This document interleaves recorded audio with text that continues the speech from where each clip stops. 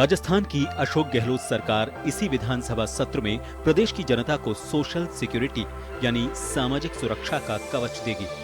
CMR में संवाद के दौरान खुद मुख्यमंत्री ने लाभार्थियों को इसके लिए आश्वस्त किया। मुख्यमंत्री ने कहा कि सामाजिक सुरक्षा योजना में 75 साल तक के लाखों लोगों को बढ़ाकर 1000 रुपए की पेंशन दी जा रही है। कानून बनने के बाद इस योजना को कोई भी सरकार बंद नहीं कर पाएगी और बुजुर्गों को हर साल पेंशन में 15% का इंक्रीमेंट भी मिलेगा। और समझ गए हम लोगों ने इतना आसान बना दिया पेंशन को। इसके कारण लगभग 1 करोड़ लोगों को पेंशन मिलती है। पहले 20 लाख लोगों को मिलती थी।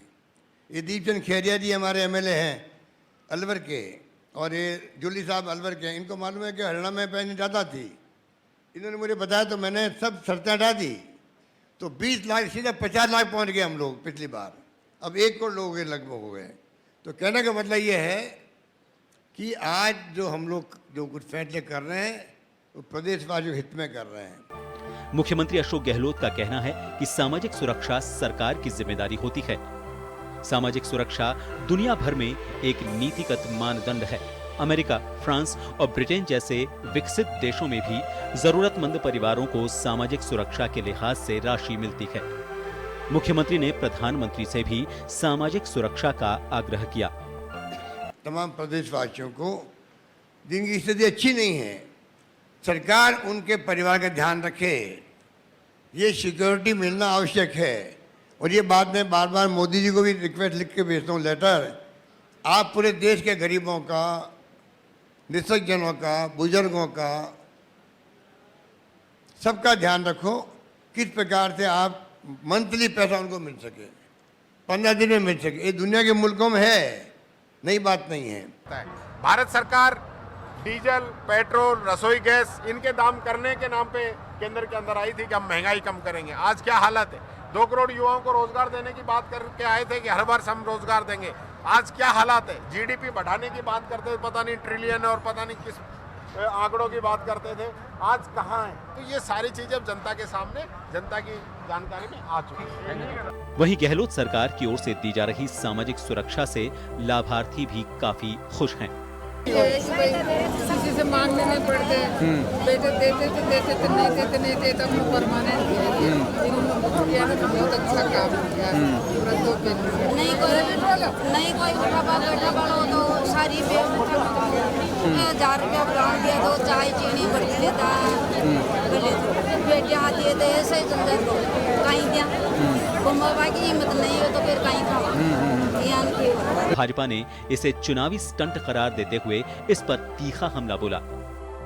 जब चिड़िया चुग गई खेत, वो कहावत सरकार पर सिद्ध होती है। 4.5 साल तक इनको सामाजिक सुरक्षा याद आई नहीं, इनको महंगाई भी याद नहीं आई।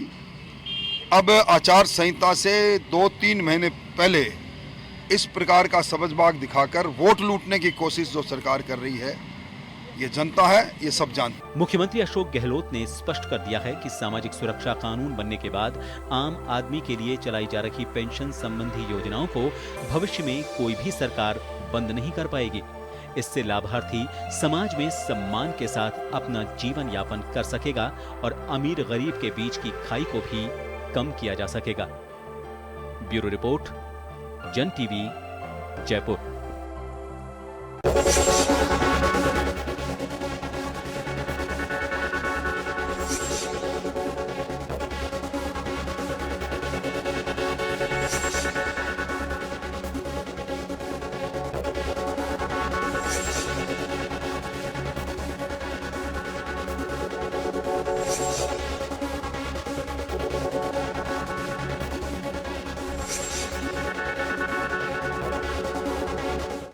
आपका मैं हूं योगेंद्र, आप देख रहे हैं खास खबर। और खास खबरों में हम बात करेंगे राजस्थान में एक और अधिकार दिया जाएगा पब्लिक को, यानी कि पेंशन का अधिकार। अब मुख्यमंत्री अशोक गहलोत ने कहा है कि हर किसी को बुढ़ापे में पेंशन मिल सके, एकल नारी को पेंशन मिल सके, उनके बच्चों का पालन हो सके। ये हम सोशल वेलफेयर के लिए स्कीम लेके आएंगे और ये केवल स्कीम नहीं, इससे कानून का रूप भी देंगे। और होने वाले जो 14 तारीख से विधानसभा का सत्र आ रहा है, इसी में ये बिल लाया जाएगा, अधिकारियों को इसके निर्देश दे दिए गए। तो चलिए, एक बड़ी बात होगी कि कोई भी सरकार हो, अक्सर ये आरोप लगते हैं कि ये स्कीम उस सरकार ने चालू की और दूसरी सरकार ने नाम बदल दिया या बंद कर दिया। लेकिन अगर आपको नाम भी बदलना होगा तो विधानसभा में बिल लेकर आना पड़ेगा, जिसे हम संशोधन बिल के रूप में देखेंगे। ये राज्य भर से जो लाभार्थी पेंशन के हैं, सामाजिक सुरक्षा पेंशनर्स, उनके संवाद कार्यक्रम में मुख्यमंत्री अशोक गहलोत ने कही 1005 करोड़ रुपए लगभग 51 लाख अभ्यर्थियों के खाते में ट्रांसफर किए पूरे प्रदेश भर से। और एक बड़ी कवायद अब उन्होंने कहा है कि रोजगार गारंटी योजना भी जो हमने शहरी क्षेत्रों में लेकर के आए हैं 125 दिन, उसको भी हम गारंटी कानून के रूप में बनाएंगे और इसी सत्र में लेकर के आएंगे। तो चलिए हम चर्चा शुरू करेंगे, लेकिन राजेंद्र राठौड़ जो नेता प्रतिपक्ष, उन्होंने कहा है कि चुनावी साल में जब ये कानून लेके आ रहे हैं तो उन्होंने कहा कि जब चिड़िया चुग गई खेत तब क्या होगा। हमारे साथ इस पूरे मुद्दे पर चर्चा करने के लिए हमारे सहयोगी योगेंद्र पंचोली हैं, भाजपा से सुरेश गर्ग साहब हैं और कांग्रेस से प्रतीक सिंह जी हैं। सभी का स्वागत है। सुरेश जी, आपके पास आना चाहूंगा। हालांकि स्कीम आप लोगों के वक्त भी थी, अशोक गहलोत जब पहली बार मुख्यमंत्री बने थे तब बहुत कम पैसों से, केंद्र की तरफ से भी ये पैसे, चाहे पूर्ववर्ती यूपीए गवर्नमेंट अभी भी हैं, और मैं जहां तक मानता हूं कि वर्षों से ये चीज़ें देखते आ रहे हैं, लेकिन पैसा कितना मिल पाता है वो कभी, जितनी जो राशि मिल पाती थी पहले, खर्चे भी कमी होते थे, महंगाई इतनी नहीं थी, आज 1000 और 1500 रुपये के रूप में मिलती है। 750 से 1000 की हैं और जो 75 साल से ऊपर है उन्हें 1500 रुपये। वैसे अगर देखे तो इस स्कीम को आप किस तरह से मानते हैं? स्कीम मैं इस वजह से कह रहा हूं क्योंकि अभी कानून बनेगा ये, तब उसे हम कानून कहेंगे, और अब सरकार, वर्तमान जो सरकार है अशोक गहलोत की, वो इसे कानून के रूप में लेकर के आना चाह रही है।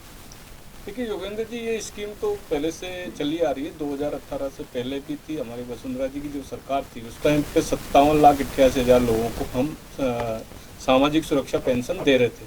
अभी वर्तमान में 93 लाख है, जो पिछले 4 साल के अंदर बढ़ी है, तो 93 लाख को ये सामाजिक सुरक्षा। लेकिन देखने की बात ये है कि हम जब दे रहे थे 57,88,000 लोगों को, तब जो नीडी व्यक्ति था या जिन व्यक्तियों के लिए ये योजना बनाई थी, उन्हीं व्यक्तियों को दी जा रही थी। आपने कुछ दिनों पहले पेपरों में भी देखा होगा, 750 करोड़ रुपए का इसके अंदर एक घोटाला हुआ है।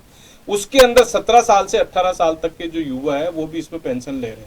जो एक सरकारी अफसर है या सरकारी अधिकारी है, उसकी पत्नी भी इसमें पेंशन ले रही है। तो ये योजना जिनके लिए जरूरत है उनके लिए लाए, या अपने सरकारी अफसर है उनकी बीवियों के लिए, या 17 या 18 साल की युवाओं के लिए लाए। तो आपको ये देखना पड़ेगा कि इस योजना से क्या घोटाला हो रहा है या नहीं हो रहा, क्योंकि ये एक महत्वपूर्ण बात है। क्योंकि हमारे समय में भी ये थी, हमारे टाइम पे 500 750 रुपए थी, इन्होंने उसको बढ़ा के दिया है। कानून बनेगा, कानून बनेगा तो उसके बाद उससे मैं सुरेश जी एक निवेदन कर रहा हूँ, आपको ध्यान होगा कि अभी क्या हुआ कि कोविड से पहले जब सरकार की ये योजना चल रही थी फ्री गेहूं वाली, उसमें करीब 30,000 ऐसे लोगों ने उठा लिए गेहूं जो कर्मचारी भी हैं। लेकिन आपको मालूम है कि सबसे रिकवरी हुई है, जो सरकार में नौकरी लग गई तो उनको साफ कह दिया कि ये टाइम पीरियड आपके पास में है, तो गेहूं के पैसे दे दीजिए, नहीं तो आपकी सैलरी से कटेगी ब्याज सही। तो आपको लगता है कि कोई भी सरकार हो चाहे, मान लो कि आज नीचे देखिए, आज मान लो प्रधानमंत्री जी की ओर से कोई योजना का लाभ दिया जाता है, अब प्रधानमंत्री जी खुद तो आ नहीं सकते, सिस्टम हमारा यही का है।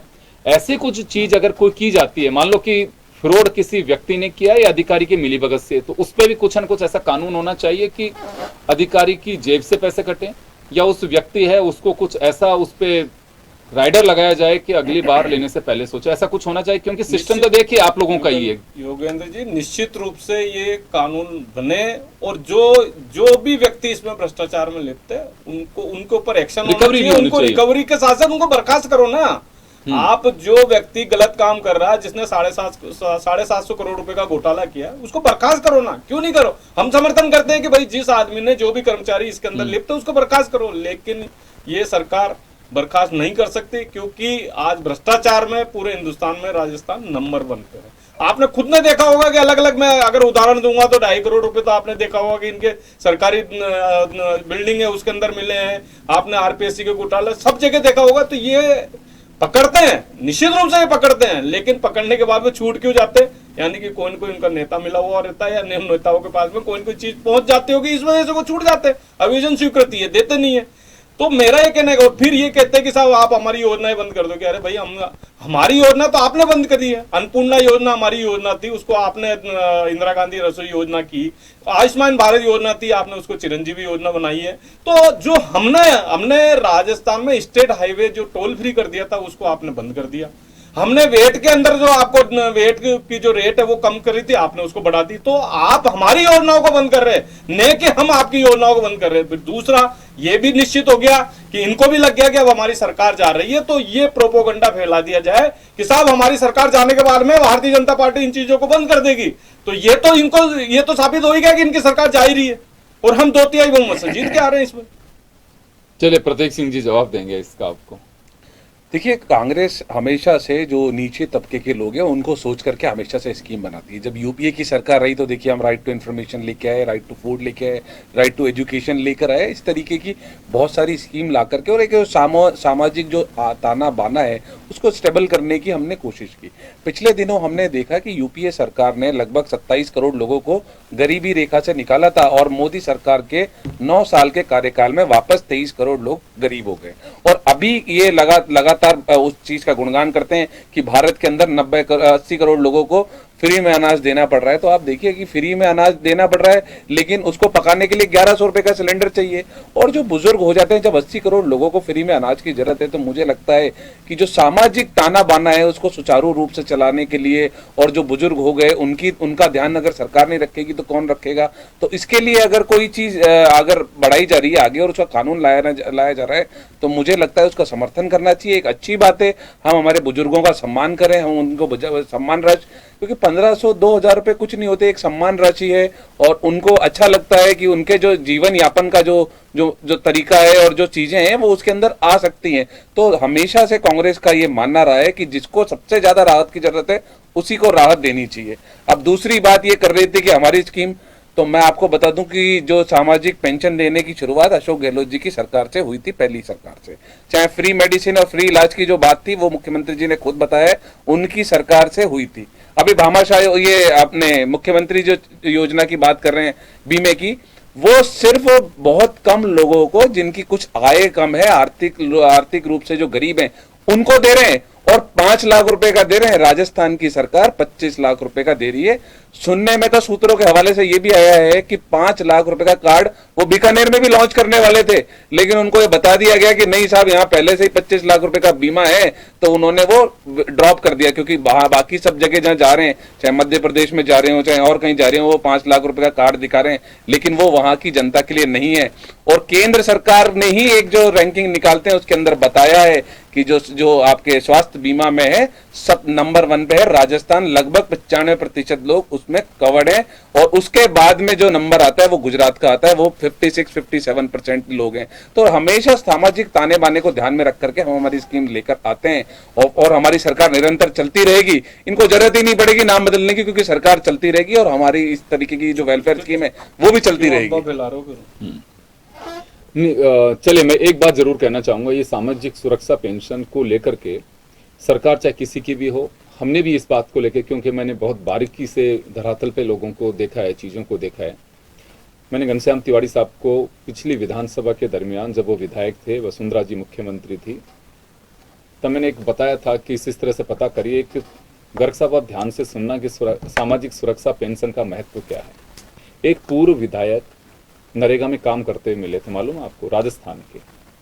पूछा गया, क्योंकि उस वक्त के विधायक उनको पेंशन बहुत कम मिलती थी और गुजारा नहीं हो पा रहा था, नरेगा में काम किया उन्होंने। पूर्व विधायक गर्ग साहब, ये सोचिए आप, पूरी विधानसभा ने चिंता जाहिर की कि ये स्थितियां बन रही हैं। तब पेंशन को लेकर के बड़ा महत्व, और अशोक गहलोत से भी बात की थी कि साहब आपके एक विधायक इस तरह से मिले हैं वहाँ पे, ये तो बड़ी शॉकिंग बात है कि ये स्थितियाँ बनी हुई हैं। तो बात ये नहीं है, गाँव में वास्तव में 1000-1500 रुपये किसी एकल नारी हो या बुजुर्ग हो उसको, अच्छा सबसे बड़ी बात ये हो रहा है कि देखिए, ये कोई कहे कि अच्छा वो तो इतना पैसे वाला, इसमें ओपन है, अगर 1500 रुपये कोई भी लेना चाहे तो वो ले सकता है, अगर 75 साल से ऊपर के हैं या एकल नारी कोई भी है, उसका हक है ये।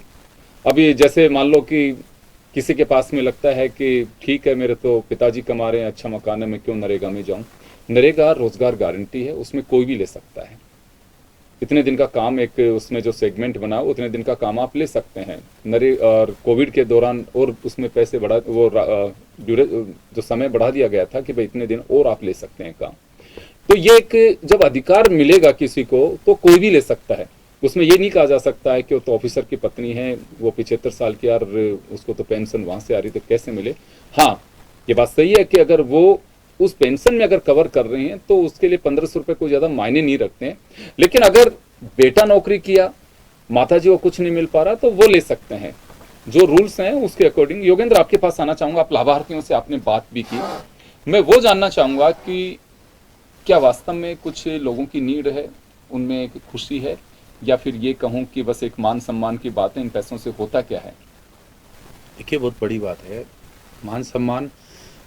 हर नागरिक का सोशल सिक्योरिटी जब मिलती है तो कहीं ना कहीं, क्योंकि भले ही जब वृद्धावस्था में, क्योंकि जब संवाद चल रहा था तो कम्युनिकेशन के दौरान मुख्यमंत्री ने एक बात कही कि अब तो जो पोते पोती हैं, छोटे दादा दादी की सेवा करते हैं, कि कहीं ना कहीं उनके पास पैसा होगा, चाहे वो गरीब हों, अगर होगा तो उनको कुछ ना कुछ पैसे देंगे। तो हालांकि वो एक मजाकिया लहजे में उन्होंने कहा, लेकिन वाकई स्थिति ऐसी ही है।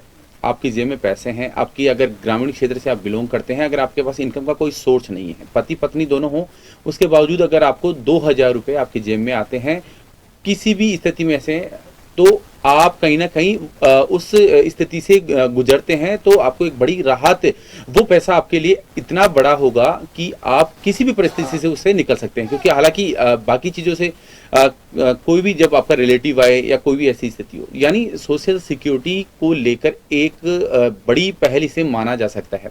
लाभार्थी भी यही बात बता रहे थे कि कई बार बता रही थी, एक महिला विडो हैं, उसके परिवार में कोई नहीं है, वो बता रही थी कि मेरे लिए अनाज लाना भी इतनी बड़ी चीज थी कि अड़ोस पड़ोस से लाना और खाना संभव नहीं था। ये पैसे आने लगे तो पड़ोस में रहने वाले लोग भी हेल्प करने लगे। यानी छोटी छोटी चीजें हैं जिन्हें सरकार बारीकी से मॉनिटरिंग कर रही है। और अगर ये कानून बनता है, यानी कानून का मतलब तो सीधा सीधा हो गया कि आने वाली कोई भी सरकार हो, देखिए ये कोई जरूरी नहीं है कि सरकार जो वर्तमान है वो रिपीट हो, या रिपीट भी होती है तो सरकार कहीं ना कहीं उसके बेटरमेंट के लिए कुछ ना कुछ नया ही करेगी। तो एक बहुत अच्छा आधार। बड़ी बात ये और है कि आपको एवरी ईयर 15% का इजाफा भी देना होगा जब कानून आएगा, क्योंकि मुख्यमंत्री ने कहा है ये कि 15% का इजाफा होगा। उन्होंने ये भी कहा है कि लाभार्थियों से पूछा कि जो पेंशन स्कीम है आप इसमें और क्या चाहते हैं ताकि हम कानून बनाएं तो उसमें ख्याल रखें। उन्होंने ये भी कहा है कि हम विपक्ष के लोगों से भी पूछेंगे, जब बिल लेकर के आएंगे तो इसमें सुधार की अगर कोई गुंजाइश है तो आप जरूर बताएं। मोदी जी को भी पत्र लिखा है कि राष्ट्रव्यापी इस पेंशन को लागू की जानी चाहिए। मैं आपके पास में आऊंगा गर्ग साहब, आपने ये तो कहा कि भाई ठीक है ये तो मिलना चाहिए, अगर किसी को सहारे के रूप में देखा जाए तो आप लोगों के वक्त भी था ये। मोदी जी से रिक्वेस्ट के लिए उन्होंने कहा है कि मैं कई पत्र भी लिख चुका हूँ, ये राष्ट्रव्यापी नेशनल पेंशन स्कीम लागू की जानी चाहिए ताकि एक ऐसे हिसाब से बने कि सब पूरे देश में एक समान रूप से वो कानून के रूप में आए और पेंशन मिल सके। देखिए, मोदी जी ने तो पहले ही हिंदुस्तान में बहुत सारी योजनाएं चालू कर रखी नहीं पेंशन स्कीम। हाँ, तो पेंशन अभी जैसे किसानों को किसान सम्मान निधि दे रहे हैं हम, आयुष्मान भारत योजना हमारी आ रही है, तो कई सारी स्कीम्स है जिससे कि जनता को लाभ हो रहा है और डायरेक्ट बेनिफिट हो रहा है। हमने 50 करोड़ जनधन अकाउंट खोला, आज जो भी डायरेक्ट बेनिफिट का जो पैसा भी ट्रांसफर हो रहा है वो जनधन अकाउंट 1000-1500 रुपए को बुजुर्ग हो तो उनको सीधा चला जाए। हाँ, तो हमारी ये स्कीम तो भारतीय जनता पार्टी की सरकार थी तब भी थी ना भाई। आज वसुंधरा जी की जब सरकार थी तब भी हम ये सामाजिक सुरक्षा पेंशन दे रहे थे। मुख्यमंत्री की डिमांड है कि राष्ट्रव्यापी कोई योजना बन जाए। राष्ट्रव्यापी अगर कोई इस तरह की योजना होगी तो पहली बात है कि मैंने बताया ना आपको, हर स्टेट के अंदर अपनी अपनी योजनाएं लागू कर रहे हैं। आज बात ये है कि आप 4.5 साल निकलने के बाद में आपको कोई चीज याद क्यों आती है, क्यों नहीं आप ये जो चीजें, जैसे हमने आज किसानों को सब्सिडी दे रखी थी वो सब्सिडी आपने बंद कर दी और अब आप कह रहे हो कि हम किसानों को 2000 यूनिट। अरे भाई, जब आपने सब्सिडी जब 2018 में प्रवेश किया था तभी सब्सिडी बंद कर दी थी, तभी आप किसानों को जो आप 2000 यूनिट बिजली फ्री की बात कर रहे थे तब चालू कर देते ना। जब चुनाव नजदीक आ रहे तब क्यों देने की बातें कर रहे हो? तो ये सिर्फ दिखावा है, छलावा है, जनता के साथ में छलावा है। आपने कहा था 2 लाख रोजगार प्रतिवर्ष देंगे, सब्सिडी आपने क्या किया? 1,35,000 रोजगार 4.5 साल का। गर साहब किस 1,000 किसानों को हम 1,000 प्रति माह सब्सिडी के रूप में किसानों को देते थे। किस बात की? किसानों को बिजली के, अच्छा, हाँ, बिजली के रूप में 1,000 रुपए प्रति माह देते थे, उसको इन्होंने आते ही बंद कर दिया और अब कह रहे कि हम 2,000 यूनिट फ्री देंगे। अरे भाई, जो हमने वो जो योजना चालू की थी उसको तो आपने बंद कर दी। 4.5 साल तक आपने उसको उस चीज को बंद किया। अब जब चुनाव नजदीक आया तो तब हमने कि साहब हम 2,000 यूनिट पूछ देंगे। उसके बदले में जनता से क्या किया? 2,500 करोड़ रुपए के सरचार्ज के रूप में, फ्यूल चार्ज के रूप में आपने जनता से वसूल कर लिया। चाहे आपको किसानों को सब्सिडी मिली या नहीं मिली, अब बिजली फ्री मिली, लेकिन जनता से आपने पैसा वसूल लिया। करोड़ों रुपए के कोयले खरीद लिया अडानी जी को, ठेका देके पानी पी के अडानी जी को गाली तो बकते हैं लेकिन काम अडानी जी को ही देंगे। तो ये दोहरा चरित्र जो कांग्रेस का है वो देखने वाली बात है कि जनता को राहत, मोदी जी को अनाउंस कर दें कि हम राष्ट्रव्यापी पेंशन सभी को मिल सके, सभी राज्यों में एक समान भेजिए योजना। मोदी जी देखेंगे उसको, मोदी जी देखेंगे। वो कह रहे हैं कि लेटर में कई लिख चुका हूं। अरे लेटर तो मोदी जी ने ये भी कहा था ERCP के अंदर के आप 75% डिपेंडेंसी बना के भेज दो। क्यों नहीं भेजी फिर इन्होंने? ये राजनीति करने के अलावा कुछ नहीं करते साहब। आप करिए ना, 75% डिपेंडेंसी, ERCP लागू हो जाएगी। क्यों नहीं करते? जल जीवन मिशन के अंदर हमने 20,000 करोड़ रुपए भेजे, उसको घोटाले में भेड़ चढ़ गई। क्यों चढ़ गई भेड़? हम जो पैसा भेजते हैं उसको आप उस पैसे को यूज ही नहीं करते हो आप, और केवल राजनीति करते हो। तो ये राजनीति करना बंद करे, जनता को न्याय दे। कौन सी जनता को ये चाहिए? बोले साहब हमने 25 लाख रुपए की चिरंजीवी योजना लागू कर दी। 5 लाख रुपए की जब योजना थी तो 90 लोगों ने फायदा उठाया उसका। आप 25 लाख क्या 1 करोड़ 10 करोड़ करो ना, लेकिन जनता को उससे फायदा हो रहा है क्या? आज तो हॉस्पिटल में जाके देखो, कोई भी हॉस्पिटल तैयार नहीं है चिरंजीवी योजना में काम करने के लिए। क्यों नहीं है? करिए एक्शन। राइट टू हेल्थ की बातें कर रहे हो तो करिए, आप प्राइवेट हॉस्पिटल में जाके एक्शन लीजिए। सरकारी हॉस्पिटल के अंदर सुविधाएं बढ़ाइए। लाइन लग रही है जिसमें डायग्नोसिस, जिस आदमी को एक्सरे की और या MRI या CT स्कैन की आज इमीडिएटली जरूरत है, उसको 15 दिन में नंबर आ रहा है। क्यों आ रहा है? करिए, सुविधाएं बढ़ाइए। आज SMS हॉस्पिटल में जाके देखिए क्या हालत है, वहां पे पानी भरा हुआ है। अजमेर के अंदर हॉस्पिटल में देखा, पानी भरा हुआ है, घुटनों तक पानी भरा हुआ है। मरीज कहां रहेगा? उन चीजों में, सुविधा में ध्यान रखें। ये घोषणाएं और विज्ञापन करने से कुछ नहीं है। करोड़ों रुपए विज्ञापन देने से, गुलाबी कलर के करोड़ों रुपए के विज्ञापन दे दिए और जनता को बेवकूफ बनाने की कोशिश कर रहे हैं। क्या बात है। तो ये जो मुख्यमंत्री लगातार और भी दिए जा रहे हैं विज्ञापन, दमादम सब राज्यों के अंदर चुनावी, उसमें तो क्या पब्लिक को बेवकूफ बनाई जा रही है? कांग्रेस के मुख्यमंत्री बेवकूफ बना रहे हैं? योगेंद्र जी, मैं बता दूं कि राजस्थान के अंदर किसी भी व्यक्ति को कोई बेनिफिट नहीं मिल रहा, केवल बेवकूफ बनाने के अलावा। आज बिजली के बिल में पहले इन्होंने 750 रुपए की सब्सिडी की बात की थी, 750 रुपए सब्सिडी मिल रही थी, वो 750 बंद कर दी। आज जो जिनको मेरा खुद का बिल है, मेरी सब्सिडी बंद कर दी इन्होंने। तो आप सब्सिडी दे रहे हो या बंद कर रहे हो?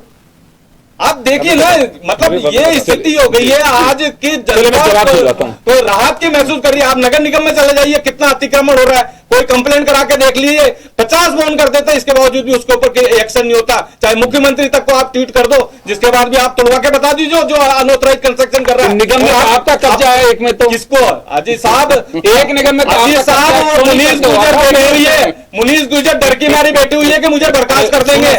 सौम्या गुजर गर्ग साहब सुनो, एक बात बताइए मुझे, मुनेश को आप डिलीट कर दीजिए, चलो उसको साइड में रखें, लेकिन आधा गिलास भरा रहता है, खाली बताइए ना। तो योगेंद्र जी मुझे ये बताइए, कौन सा अधिकारी नगर निगम महापौर की उप महापौर की इनकी बात सुनता है? बता दीजिए ना कौन सा अधिकारी सुन रहा है, क्योंकि वो मुख्यमंत्री का निर्देश मानता है या शांति धारीवाल जी का निर्देश मानता है। और फिर अगर वो कुछ कहने की कोशिश करता है तो उसके ऊपर आरोप लगा दिए जाते हैं कि साहब मेरे से बदतमीजी से पेश आए। तो बताइए ना, न्याय दीजिए ना। आज जनता न्याय के लिए दर दर की ठोकरें। जवाब दिलवाता हूं, समय कम है जी, बहुत सारी बातें कह दी गर्ग साहब ने, अब आप धैर्य से सुनेंगे, मुझे ऐसी उम्मीद भी है।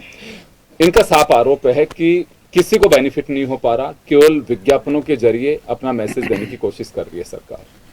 देखिए, हमने पिछले दिनों में देखा है कि चाहे से लंपी बीमारी की बात कर लें तो लंपी बीमारी में जिनके पशु मरे थे, जिनकी गाय मरी थी, उनको हमने 40,000 रुपये प्रति गाय दिया, डायरेक्ट उनके बैंक के अकाउंट के अंदर गया। तो इससे तो गर्ग साहब ये नहीं बोल सकते, और गर्ग साहब मुझे बता दें कि आसपास के जितने भी स्टेट में वो लंपी महामारी आई थी, किसने उनको मुआवजा दिया है? राज्य सरकार, सिर्फ राजस्थान ने दिया है, उसके अलावा ना तो केंद्र सरकार ने दिया, ना किसी ने दिया। अभी आज बता रहा हूं, आप बोल रहे थे कि 53-57 लाख, कोई 57 लाख नहीं थे, 20 से 25 लाख लोग थे जिनको आप सामाजिक सुरक्षा पेंशन देते थे, और वो भी कम तो हमने उसको बढ़ा करके आज ही 50 लाख लोगों को हमने डायरेक्ट उनके बेनिफिट दिया है।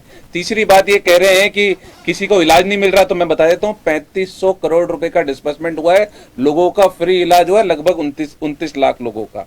उसके बाद में आप ये कह रहे थे कि बिजली की सब्सिडी, हाँ बिल्कुल पढ़ के बताना आप उसको, उसके बाद में पढ़ के बताना अच्छे से कहाँ की है, हाँ कौन अखबार का बताना, बताना अभी बता, सुनो तो सही, सुनने का क्षमता रखो सुनने की, आप पहले सुनिए अच्छी तरीके से। उसके बाद में ईआरसीपी की बात कर रहे थे। ईआरसीपी में उन्हीं की जो जल शक्ति मंत्रालय की जो कंपनी है वेपॉक्स लिमिटेड, उसने ये बोला है कि जो डीपीआर बना करके भेजी है वो बिल्कुल सही है और उसके ऊपर उसको राष्ट्रीय परियोजना घोषित किया जा सकता है। लेकिन प्रधानमंत्री मोदी अपना जो वादा करके गए थे, गर्ग साहब ने सही बोला कि वो वादा करके गए थे लेकिन वो भुला दिया उन्होंने वादा। अब दोबारा अब ये बोल रहे थे कि जनता को कोई लाभ नहीं मिल रहा है, तो 87% जनता का बिजली का बिल जीरो आ रहा है, जीरो। आप देख लीजिएगा। और मुझे लगता है कि आपको और मुझको बिजली सब्सिडी की जरूरत नहीं है, जिसको राहत की जरूरत है उसको राहत मिल रही है। और लगातार 4.5 साल से ये स्कीमें चल रही है, राहत का काम चल रहा है। और इसीलिए आप देखिए कि जितने चुनाव हुए ना उतने कांग्रेस पार्टी ने जीते हैं, जितने उपचुनाव हुए सारे कांग्रेस पार्टी ने जीते हैं। आपकी जमानतें जब्त हुई है, चौथे नंबर पे गए हो आप। और फिर अगर राहत अगर आपको राहत नहीं मिली जनता को, तो चुनाव आ रहे हैं, जनता बता देगी। राहत मिली है तो भी जनता बता देगी, राहत नहीं मिली है तो भी जनता बता देगी। बौखला क्यों रहे हैं आप, चलने दीजिए ना जैसे चल रहे हैं। हम तो अच्छी सरकार चला रहे हैं, जनता बता देगी। 3 महीने बाद पता लग जाएगा। अरे 3 महीने बाद पता लग जाएगा साहब। 88,000 करोड़ रुपए के जो आप गुलाबी का बात कर रहे थे, अरे गुलाबी बातें कर रहे थे। 88,000 करोड़ रुपए के हरे नोट कहां पता है कि नहीं है? अरे पता है कि नहीं पता? 88,000 करोड़ रुपए के नकली नोट कहां चले गए? नोट सरकारी भवन में 88,000 करोड़ फंड का दो, डीजल 88,000 करोड़ छूट गया। 88,000 करोड़ रुपए कहाँ चले गए जो छपके आए प्रिंटिंग प्रेस से? आपने किया था वो 88,000 करोड़ रुपए प्रिंटिंग प्रेस से छपके आए, वो कहाँ चले गए? आपने किया था फंड में 49,000 करोड़ रुपए आए, वो कहाँ चले गए? हमने तो उसको कहाँ चले गए? क्या उजागर किया? आप ही के समय के नोट छपे, आप ही के नोट किसने पकड़ा? फर्जी वाला 88,000 करोड़ रुपए चले गए और फर्जी वाले किया, आपको पता ही नहीं है। मतलब जहाँ पे सेक्रेटरी था ना, मैं कह रहा हूँ केंद्र सरकार में आरबीआई ने बोला 88,000 करोड़ रुपए के 500 के नोट गायब है। 88,000 करोड़ रुपए के वो आपके, अरे आपके वो जनता को, अरे कितने झूठ बोलेंगे, कितना झूठ बोलेंगे। पीएम केयर फंड के 49,000 करोड़ रुपए, आपकी जमानत जब्त हो रही है, हुई ना जमानत जब्त राजस्थान में? जमानत जब्त नहीं हुई राजस्थान में, राजस्थान में जमानत जब्त हो रही है। टिकट नहीं दी, कैसे नहीं दी? कौन थे आपके राजसमंद में? किसको टिकट दी थी? राजसमंद में किसको टिकट दी? किसको टिकट दी? क्या परिवारवाद? आपका परिवारवाद नहीं है, हमारा परिवारवाद है। लेकिन जमानत जब्त हुई ना, जमानत जब्त हुई ना, जमानत जब्त हुई ना, हुई जमानत जब्त, मानते किसी से भी जमानत जब्त हुई ना, तो फिर वसुंधरा को नहीं दोगे आप? वसुंधरा जी को नहीं दोगे टिकट? वो भी तो परिवारवाद से वसुंधरा जी को टिकट दोगे? वसुंधरा जी को टिकट दोगे कि नहीं? वही परिवारवाद से वसुंधरा जी को टिकट दोगे कि नहीं? वसुंधरा जी को टिकट दोगे कि नहीं बताइए? वसुंधरा जी को टिकट देंगे कि नहीं बताइए? परिवारवाद से वो भी। चलो सर, चलो आप लोगों को खूब छूट दिया, मैं मेरी बात कर लेता हूँ। खैर, सुरक्षा पेंशन योजना को लेकर के गवर्नमेंट कानून लेकर के आ रही है और मुख्यमंत्री का कहना है कि ये देशव्यापी कानून बनना चाहिए, इसे राजनीतिक स्तर से अलग देखा जाना चाहिए। किसी व्यक्ति के लिए 1,000-1,500 रुपए अगर बहुत बड़ी बात होती है तो उनको उसका हक के रूप में मिले, उनका मान सम्मान है, वो किसी के आगे ऐसे एक हाथ फैलाने की आवश्यकता नहीं पड़नी चाहिए। इस उम्र के अंदर अगर हम वो सम्मान देते हैं तो मुझे लगता है कि एक तरह से न्याय संगत बात होगी। उनके साथ में जो नाइंसाफ़ी हो रही है वो इंसाफ होगा और उस पर कोई गवर्नमेंट एहसान नहीं करेंगी, वो उनका हक है। और ये कानून बना रहे हैं और इस कानून के जरिए उम्मीद है कि अन्य राज्य भी इसे फॉलो करेंगे। तो खैर चलिए, चुनावी साल है और बेशक देर से ही सही, लेकिन पेंशन कानून जो आएगा, क्योंकि हमने भी इसको बहुत बार इस पर एक्सरसाइज किए, उठाया है, राजसमंद, भीम, उस तरह साइड में जाके भी आए, हम लोगों से बातचीत भी की थी वहाँ के लोगों का, क्योंकि सोशल ऑडिट और उसमें कई चीज़ें आ गई थी। फिर जो सोशल एक्टिविस्ट हैं उन्होंने भी काफ़ी दखल किया और अब चीज़ें दुरुस्त होती जा रही हैं। तो मुझे लगता है कि हक के रूप में मिलेगी तो अच्छी बात है। और मुझे नहीं लगता है कि इसमें कोई अड़चन पैदा होगी या कोई बात होगी। सुझाव की बात है, जो मुख्यमंत्री ने कहा है कि सुझाव हम सबसे लेंगे कि इसमें क्या कर सकते, लेकिन इसी सत्र में लाने की कोशिश करेंगे ताकि ये कानून बन सके। तो चले योगेंद्र, आप तक नहीं पहुंच पाऊंगा और आप सभी का बहुत बहुत शुक्रिया। खास खबर में इतना ही, दीजिए इजाजत, नमस्कार।